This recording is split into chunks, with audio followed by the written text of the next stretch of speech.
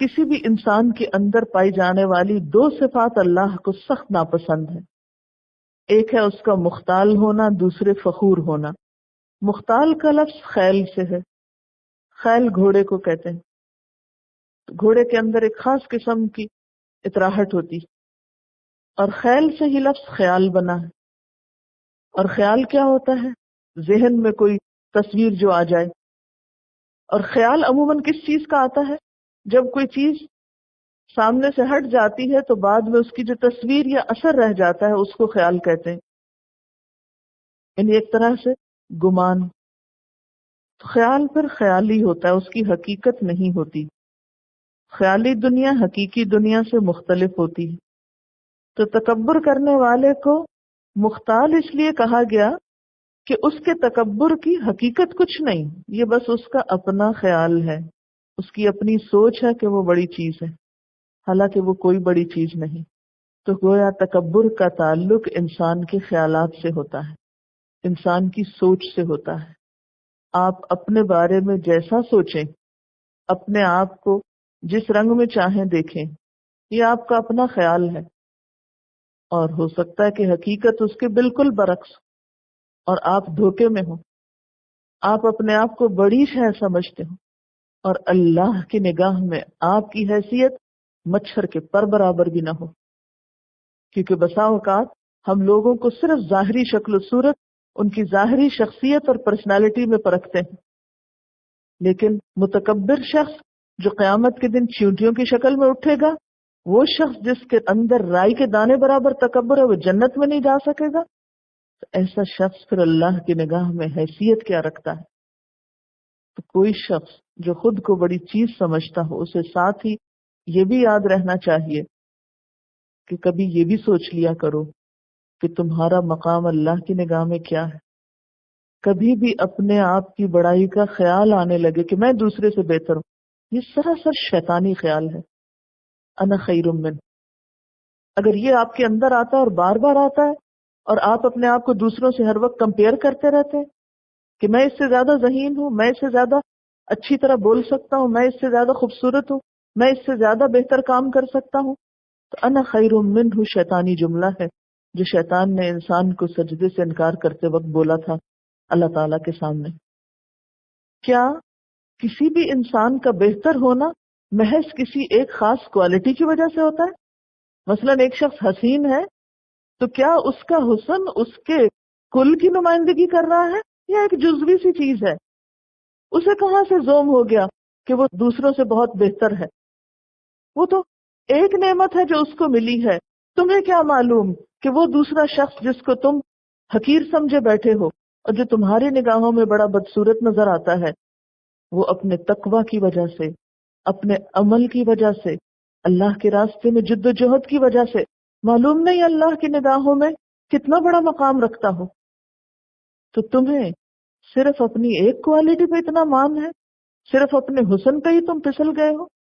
اسی طرح باقی چیزوں کو بھی آپ لے لیجئے کہ مثلاً کوئی شخص اپنے مال کی وجہ سے بڑے تخیل میں رہتا ہے اور بڑے خیالات میں کہ میں بڑی چیز ہوں، اور وہ کسی بھی دوسرے شخص کو جس کے پاس مال نہیں حقیر ہی سمجھتا رہتا ہے، جو کہ عام طور پہ رویوں میں دیکھنے میں آتا ہے کہ مالدار لوگ جب غریب لوگوں سے بات کرتے ہیں تو کس انداز میں کرتے ہیں، ان کو کچھ دیتے ہیں تو کس انداز سے دیتے ہیں. اسے کہاں سے یہ پتا چل گیا کہ اس کا مال اس کو اللہ کی نگاہ میں بڑا بنانے والا ہے؟ تمہیں کیا معلوم کہ وہ دوسرا شخص جس کے پاس کچھ نہیں ہے دنیاوی اعتبار سے، لیکن تم سے کہیں پہلے جنت کا والی بن چکا ہوگا، کہیں پہلے جنت میں جا چکا ہوگا. تمہیں کیا خبر کہ اس کے اندر اور کیا کیا چھپی ہوئی خوبیاں ہیں. کسی انسان کی خوبیاں صرف وہ تھوڑی ہوتی ہیں جو سب کو نظر آ رہی ہوتی ہیں، جو پبلک فگر بنا ہوا ہوتا ہے، جو ہر ایک کی بظاہر آنکھوں کا تارا بنا ہوا ہے. تمہیں کیا معلوم کہ اللہ کے ہاں وہ کتنا ذلیل ہو سکتا ہے، اور اس کے مقابلے میں ایک شخص جس کو کوئی پوچھتا نہیں، جس کی کوئی پرواہ نہیں کرتا، اس کا مقام کتنا بلند ہو سکتا ہے. تو اس لیے مختال وہ شخص ہے کہ جو اپنے خیالوں میں رہے، جس نے اپنی ایک خیالی دنیا بنائی ہوئی ہو، اپنے گرد ایک خول چڑھایا ہوا ہو اپنی بڑائی کا اور اپنی بلندی کا، اور دوسروں کو وہ نگاہ میں نہ لائے اور دوسروں کے کام کو اور دوسروں کی چیزوں کو وہ حقیر سمجھے.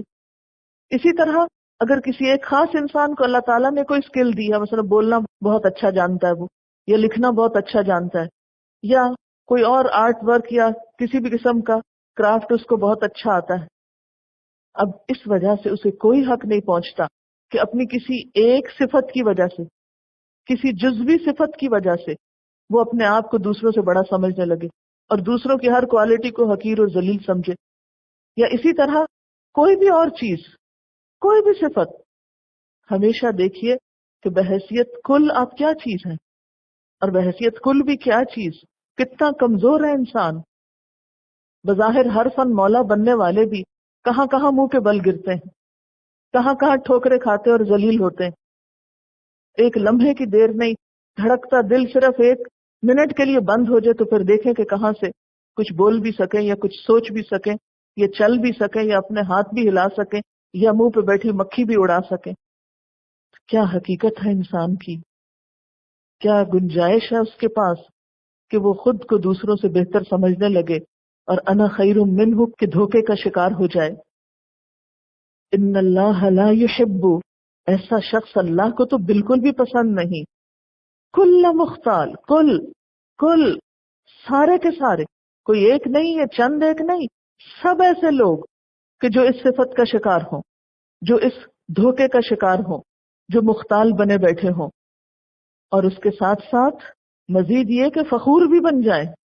فخور کیا چیز ہوتی ہے؟ فخور کا لفظ فخر سے نکلا ہے. فخر کہتے ہیں پھٹنے کو، یہ جو بچتی ہوئی مٹی ہوتی ہے اس کو فخار کہتے ہیں. فخار مٹکے کو بھی کہتے ہیں. مٹکے کی صفت کیا ہوتی ہے؟ ذرا سا ہاتھ لگ جائے ایک دم زور سے آواز نکلے گی اس سے، فوراً بجے گا. جو سالڈ چیز ہوتی ہے آپ اس کے اوپر جتنا مرضی ہاتھ مارو بہت کم آواز نکلے گی اس سے. لیکن جو مٹکا ہے اندر سے خالی ہے اور باہر سے بہت بڑا پیٹ نکلا ہوا اس کا، اس پہ ہلکی سی ضرب بھی ایک بڑی سی بھینس کو آواز دے گی.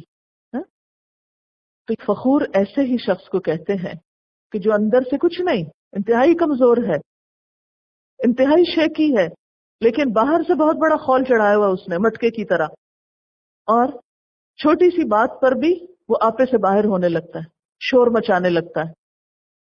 اور خاص طور پر کس چیز کا شور؟ اپنی تعریفوں کا شور، اپنی خوبیوں کے بیان کرنے کا شور. تو فخر ان چیزوں پہ اترانے کو کہتے ہیں جو انسان کے ذاتی جوہر سے باہر ہو، یعنی جس میں اس کا کوئی ذاتی کمال نہ ہو. یعنی فخر کن چیزوں پہ؟ عموماً جو انسان کی ذاتی ملکیت میں نہیں. مثلا ذہانت ہماری ذاتی پیداوار ہے، ہمارا جو ذہن ہے یا یہ جو بولنے کی قوت ہے یہ کو ہماری ذاتی خوبی ہے. ہم نے اپنا دماغ خود بنایا ہے، اپنا ذہن خود بنایا، یہ ذہانت ہم نے اپنے آپ کے اندر خود ڈال لی ہے؟ نہیں، یہ تو اللہ کی دی ہوئی امانت ہے جو اس نے ہمارے اندر دوسروں سے مختلف رکھ دی، جس پہ ہم بڑے مان کر کے بیٹھے ہوئے. حسن ہمارا ذاتی کمال ہے، ہم نے اپنے آپ کو خود بنایا تھا، اپنی آنکھوں کا رنگ خود سلیکٹ کیا تھا، اپنی شکل و صورت خود ڈیزائن کی تھی؟ نہیں، جو کچھ بھی ملا ہے اس نے دیا ہے، وہاں سے آیا ہے. جب اپنا ہے بھی نہیں، ذاتی کمال بھی کچھ نہیں، اپنی ملکیت بھی نہیں، پھر فخر کس بات کا؟ پھر کس بات پہ بج رہے ہیں؟ پھر کس بات پہ شور ہے؟ اسی طرح مال کو عموماً لوگ اپنا ذاتی کمال سمجھتے، جیسے قارون نے کہا تھا انما اوتیتہ علی علم من عندی، یہ تو مجھے اپنے علم کی وجہ سے ملا ہے، یہ تو میری قابلیت ہے، میری لیاقت ہے، یہ تو میں ہوں جس نے یہ اتنے مال کے انبار لگا لیے اپنے آس پاس. لیکن وہ سب کچھ کسی اور نے دیا تھا اس کو. تو فخور اس شخص کو کہتے ہیں جو ان چیزوں پہ اترائے جس میں اس کا ذاتی کوئی کمال نہیں، جو اس کی ذاتی ملکیت نہیں، دینے والا جب چاہے واپس لے لے. اور پھر فخور میں یہ صفت بھی آتی ہے کہ انسان اس کمال کی وجہ سے شور مچاتا رہے، بجتا رہے، اس کا اظہار کرتا رہے، اپنے منہ میاں مٹھو بنا رہے. ایسے لوگ دراصل نفسیاتی بیمار ہوتے ہیں. ان کے اندر تکبر کوٹ کوٹ کے بھرا ہوا ہوتا ہے، جس کے اظہار کے لیے وہ کوئی موقع خالی نہیں جانے دیتے، ہر وقت کہیں نہ کہیں سے اپنی کوئی خوبی بڑائی نکال کے دوسروں کے سامنے لاتے رہیں گے اور اس کو منوانے کی کوشش کریں گے۔ تو یاد رکھیے، یہ کوششیں شاید دنیا میں تو کچھ فائدہ دے جائیں، لیکن اللہ کے ہاں انسان کو انتہائی ذلیل کر دیتی ہیں۔ ایسے لوگوں کو اللہ تعالیٰ قطعاً پسند نہیں کرتا۔ ان اللہ لا يحب کل مختال فخور، ایسا شخص جو خوش فہمی میں مبتلا ہے، خام خیالی میں مبتلا ہے، اور نہ صرف یہ کہ خیالات کے دھوکے کا شکار ہے، فریب کا شکار ہے، بلکہ اس فریب کا اظہار بھی کرتا رہتا ہے، اس دھوکے میں پھر وہ آ کر اسے منوانے کی کوشش بھی کرتا ہے۔ کیونکہ عموماً ہوتا کیا ہے کہ انسان جو کچھ بولتا ہے وہ اس کی سوچ کی پیداوار ہوتا ہے۔ جب سوچ میں تکبر بھرا ہوا ہے تو بول میں تو لازماً ٹپکے گا، اور نکلنا کہاں سے اس نے؟ دماغ کا اپنے اوپر سے تو کوئی راستہ نہیں نا، اس نے منہ کے راستے ہی نکلنا ہے۔ تو جو وہ سوچتا ہے وہی بولتا ہے۔ تو خود پسند متکبر لوگوں کی گفتگو میں بھی تکبر پایا جاتا ہے، ان کی گفتگو کے اندر بھی ایسے ہی رویے پائے جاتے ہیں۔ رسول اللہ صلی اللہ علیہ وسلم نے فرمایا، کیا میں تم کو اہل جنت کے بارے میں بتا دوں کہ جنت میں جانے والے کون ہیں؟ ہر وہ ضعیف اور کمزور شخص، ہر وہ ضعیف اور کمزور جو کسی بھی اعتبار سے کمزور ہے، جس کو لوگ حقیر اور ضعیف سمجھیں، لیکن اگر وہ اللہ کی قسم کھا لے تو اللہ تعالیٰ اس کی قسم کو سچا کر دے۔ پھر فرمایا، کیا میں تم کو وہ لوگ بتا دوں جو دوزخی ہیں، دنیا میں ہی دیکھنا چاہتے ہو؟ ہر وہ شخص جو جھوٹی اور لغو بات پہ سخت جھگڑا کرے، درست مزاج، مال جمع کرنے والا اور متکبر ہو۔ رسول اللہ صلی اللہ علیہ وسلم نے فرمایا، جس شخص کے دل میں رائی کے دانے برابر بھی تکبر ہوگا وہ جنت میں نہ جائے گا۔ ایک شخص نے عرض کیا، ہر شخص اس بات کو پسند کرتا ہے کہ اس کا لباس اچھا ہو، اس کا جوتا اچھا ہو، تو کیا یہ بھی تکبر میں داخل ہے؟ آپ نے فرمایا، ان اللہ جمیل ویحب الجمال، بے شک اللہ تعالیٰ خوبصورت ہے اور خوبصورتی کو پسند کرتا ہے۔ اور تکبر کہتے ہیں بطر الحق وغمط الناس، حق بات سامنے آئے کہ میں نہیں مانتا، میں نہ مانوں، میں کسی کی نہیں سنتا، اور غمط الناس انسانوں کو حقیر سمجھے۔ یعنی اسے جب نعمت ملے، مثلا اپنا لباس اچھا ہے تو جس کا لباس اچھا نہیں اس سے بات ہی نہ کرنا چاہے۔ ہم میں سے ہر شخص خود کو دیکھے کہ کیا ہم لوگوں کو ان کے لباس سے تو نہیں پہچانتے؟ کیا ہم ان کے صرف ظاہری شکل و صورت سے ہی تو نہیں ان کو پہچاننے لگتے؟ ہم لوگوں کے بارے میں کہاں سے جج کرتے ہیں؟ ہماری ججمنٹ کا طریقہ کیا ہے؟ کہاں سے کیا دیکھتے ہیں؟ تمہیں کیا معلوم اللہ نے کیا کسی کی ڈگری دیکھ کر اسے جنت میں بھیجنا ہے؟